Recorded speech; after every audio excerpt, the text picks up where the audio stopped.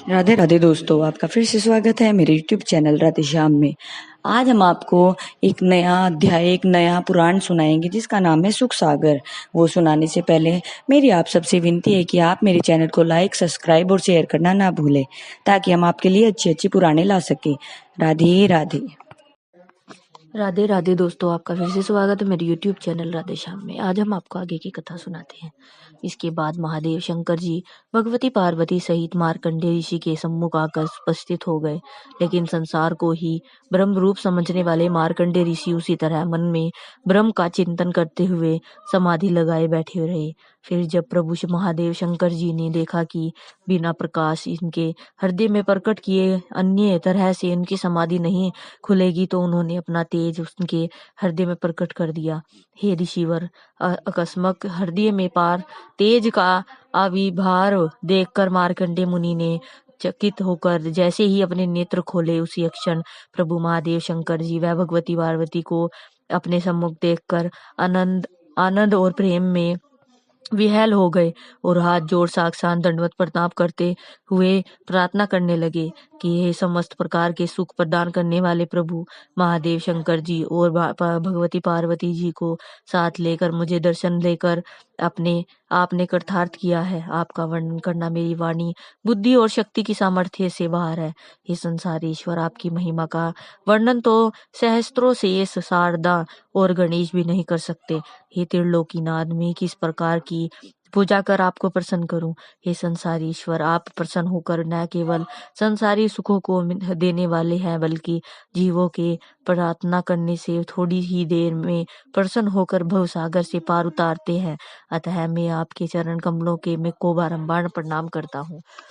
श्री सूत जी बोले, हे मुनिवरों, मार्कंडेय ऋषि द्वारा इस तरह बहुत ही सी प्रार्थना किए जाने पर प्रभु महादेव शंकर जी बोले, हे मुनीश्वर, आपको धन्य है, क्योंकि तपस्या द्वारा आपने न केवल अपने काम, क्रोध, मोह, लोभ और अहंकार आदि को ही जीतकर अपने वश में कर लिया है, बल्कि भगवान व हमको भी जीतकर अपने वश में कर लिया है। ये परम तप, वैसे तो आप जैसे भक्तों की इच्छा मात्र से ही अणिमा आदि आठों सिद्धियां हाथ बांधकर आपके सम्मुख खड़ी हो जाती है, लेकिन फिर भी आपका चित्त प्रसन्न करने के लिए नहीं, बल्कि अपना चित्त प्रसन्न करने के लिए हम आपसे अनुरोध करते हैं कि आप हमसे कोई वरदान मांगकर हमें कृतार्थ करें। प्रभु महादेव शंकर जी के मुख से यह सुनकर ऋषिवर मार्कंडेय जी प्रेम और आनंद के सागर में विभोर हो गए।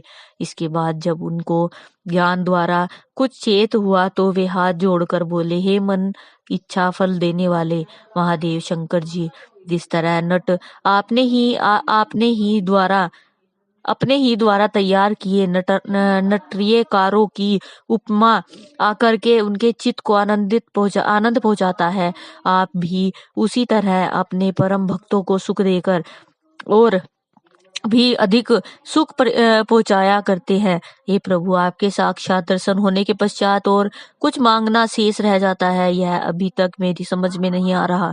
प्रभु, जहाँ आप स्वयं उपस्थित है, वहाँ भला किस वस्तु की कमी है, लेकिन फिर भी प्रभु, आपको प्रसन्न करने के लिए मैं आपसे यही वरदान मांगता हूँ कि आपके चरणों में सदैव मेरी प्रीति बनी रहे और मेरा मन कभी भी संसारी मोह माया में लिप्त न हो।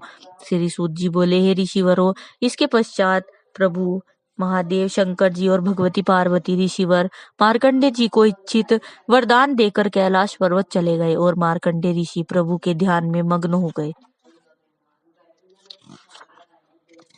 इतनी कथा सुनाकर सौनकादि ऋषिवर बोले, तंत्र और समस्त शास्त्रों के ज्ञाता सूत जी पर ब्रह्म परमेश्वर के विराट रूप में चरण आदि अंग, गरुड़ आदि उपांग, चक्र, आयुध और के कौस्तुभ मणि आदि आभूषणों को किस किस भांति अपना कल्पना करके पूजा करनी चाहिए, कृपा करके इसका वर्णन करे।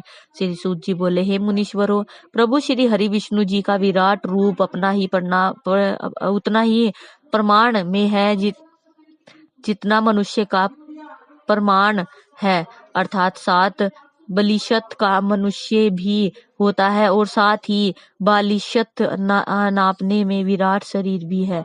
निराकार विराट रूप की यदि साकार रूप में उपासना करनी हो तो प्रभु श्री हरि विष्णु जी के साकार रूप की कल्पना करते हुए कौस्तुभ मणि में प्राणों की वनमाला में माया की यज्ञोपवीत में 3 अक्षरों वाले ओकार की कानों के मकराकृत कुंडलों में सांख्य और योग की शरीर के मुकुट में ब्रह्मलोक का शेष सैया में ज्ञान वैराग्य और शक्तियों से युक्त सत्व गुण की गुदा में मन इंद्रियां और शरीर की शक्तियों में परिपूर्ण की शंख में जल की सुदर्शन चक्र में तेज की खड्ग में नीले आकाश की ढाल में अंधकार की चाप में काल की तुरीन में कर्म की सिर में इंद्रियों की रथ में शक्ति सहित मन की रथ के बाहरी भाग में पंचतंत्र मंत्रों की देव पूजा स्थान में सूर्य मंडल की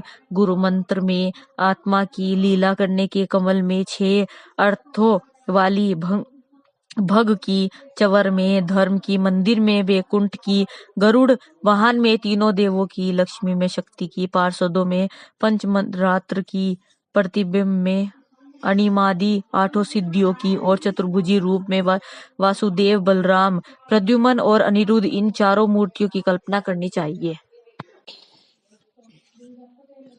हे मुनीश्वरों, यही उन संसार के उत्पन्न पालन और नाश करने वाले जगदीश्वर के विराट स्वरूप के साकार रूप का ध्यान है।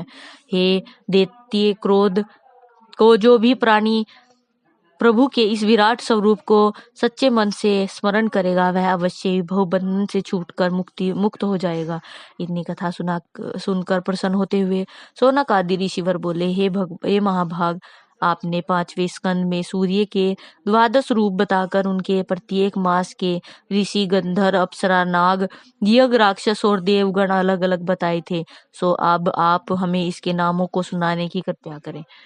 श्री सूत जी बोले, हे मुनिवरों, में अब आपके सामने प्रत्येक मास के हिसाब के से प्रभु सूर्य देव के नाम इसके उनके ऋषि गंधर्व अर्थात पृथक पृथक बताता हूँ। हे पुनीश्वरों, जीवधारियों के प्राण रूप समस्त लोक में विचरण करने वाले विष्णु रूप सूर्य ही समस्त वैदिक कर्मों के मूल जगत का कार्य भली प्रकार से चलाने के लिए अपने प्रत्येक माह के हिसाब से अलग अलग 12 स्वरूप धारण किए हुए हैं। हे सोनक, चैत के महीने में धातु रूप पुलत्स्य ऋषि ताम्रू गंधर्व कृत स्थली अप्सरा वासुकी नाग रथकृत यज्ञ और हेती राक्षस ये 7 गण हैं जो अपने अपने कार्यों को करते हुए चैत्र मास को पूरा करते हैं।